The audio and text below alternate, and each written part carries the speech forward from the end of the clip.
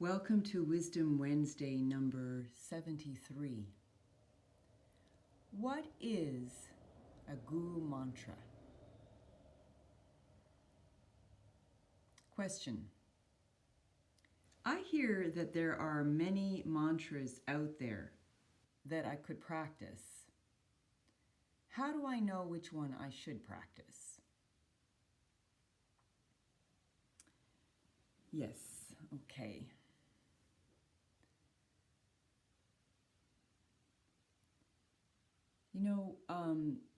The times are changing now, and we're kind of in a modern age. There was a time years and years ago, when mantras were given out by teachers. The accessibility of getting an esoteric and sacred experience in your practice was less possible in those days, and it was much more challenging. And it was a guru-disciple type of relationship, and it was very intimate. And like in those days, like an example I would say is in the Tibetan tradition, Milarepa, this is years ago, wanted to be with a teacher, but the teacher challenges the student before they're even accepted to take any of the teachings. And so Milarepa was challenged by his teacher to prove his worthiness of being able to receive the teachings. And so his teacher told Milarepa to build a house. And so Milarepa went ahead and built the house. And then after, when the teacher checked in on him after he completed the house, was listening and feeling out Milarepa, he said, Milarepa, you now burn that house or tear it down and build another house. So Milarepa went through this, I don't know how many times, this situation, this hardship. And so through the process, he became humbled, and he became less ego-ridden and had more capacity to receive the teachings from his teacher.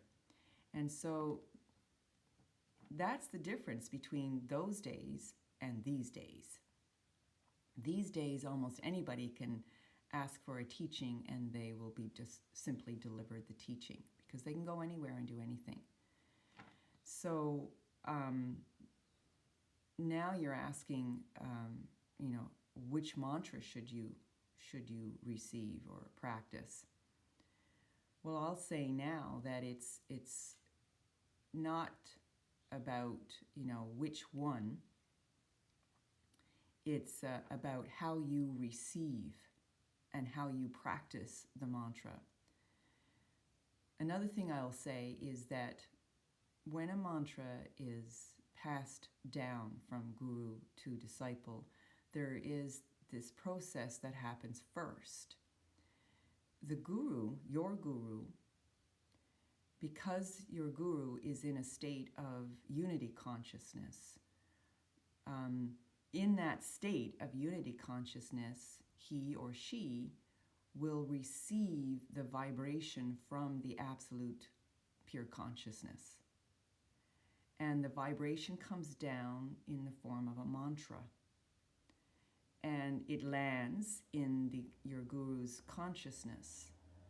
And the thing about that is it's going from like the purest, no form into the slightest form, the slightest vibration. And because it's the slightest vibration that he or she is receiving from the Absolute, it can dissolve back into pure consciousness. And that's the whole purpose of a mantra. When you hear it, you receive it, you repeat it inside, it reverberates, it dissolves the heavier parts of your consciousness and allows it to move towards the Absolute pure consciousness. So your mind dissolves, your ego dissolves, everything about your individuality dissolves when you repeat the mantra. And that's why the teacher would have to prepare the student before giving the mantra, because is the student ready to receive, and is the student ready to move into a more dissolved state? So there's a lot of preparation before the receiving. So I received my guru mantra from my guru, and the method in which it was delivered was through whispering into my ear. So I would hear the mantra through his voice and through the subtlety of it. So it landed in the subtler vibrations. And it's the subtler vibrations that have a more profound effect. More profound than the loudest bang that you might hear. Because it's subtle. Because the pure consciousness is subtle. So it's operating on a subtle level, and it's the subtleties that move through the more grosser vibrations, and it breaks it down. So I'll share with you my guru mantra, and what you will understand is that you can take, at this point, any guru mantra, any mantra out there, basically. A lot of them are guru mantras that were heard by a guru and then transmitted onto their disciples. So you can choose any of them. But what's important now is your ability to practice it. So how do you practice a mantra? You practice it with the same heart and the same intention that Milarepa's teacher wanted Milarepa to be ready to receive the mantra. So, and the teachings. So teachings and mantra. Mantra is a kind of a teaching. It's something that's being passed down, that the student practices with a sincere heart, with humility, with openness, with the intense desire to want the freedom from the mess of the mind, and freedom and liberation, and a state of mind that is transcendent from this physical, contracted, limited perspective. And if that's what you want, if you dearly, dearly, sincerely want freedom, then you practice the mantra with a sense of heart, love, the desire for unity, like a calling, like a prayer, like please. That's a calling.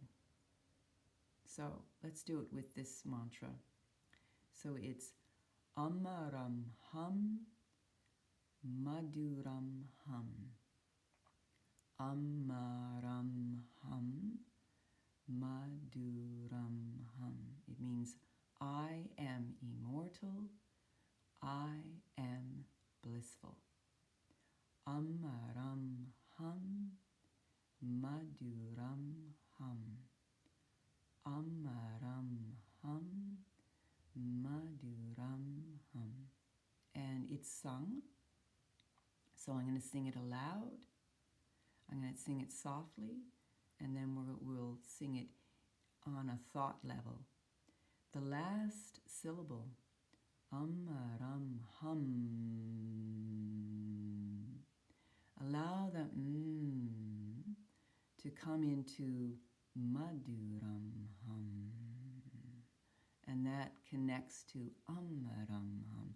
So it's the that dissolves you back into pure consciousness in the same way that it comes. Amaram Hum. Off it goes. Maduram Hum. So you're dissolving. You hear it and you dissolve. You hear it, you dissolve. You repeat it, you dissolve. So let's do it.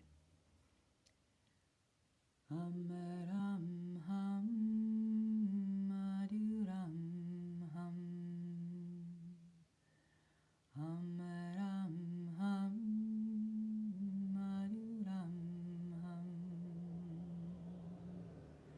Ram Ham Maduram Ham Ram Ham Maduram Ham Ram Ham Maduram Ham Amaram Ham Maduram Ham Amaram Ham Maduram Ham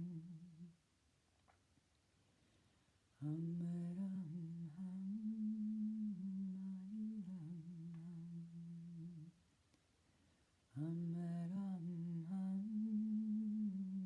Maduram Ham Amaram Ham Maduram Ham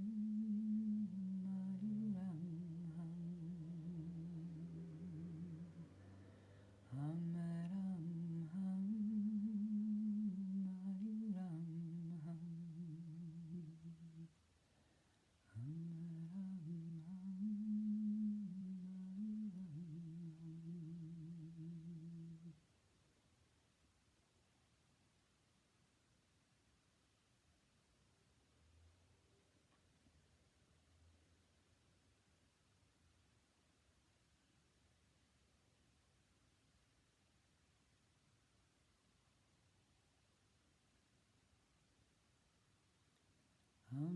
Amaram Ham Maduram Ham Amaram Ham Maduram Ham Amaram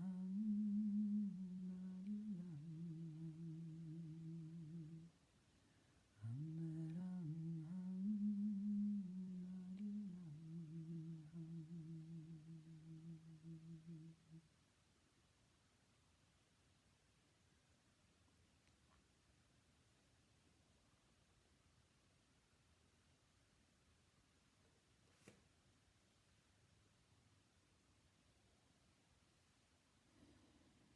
Continue repeating that mantra until you go into a deep, deep state of meditation.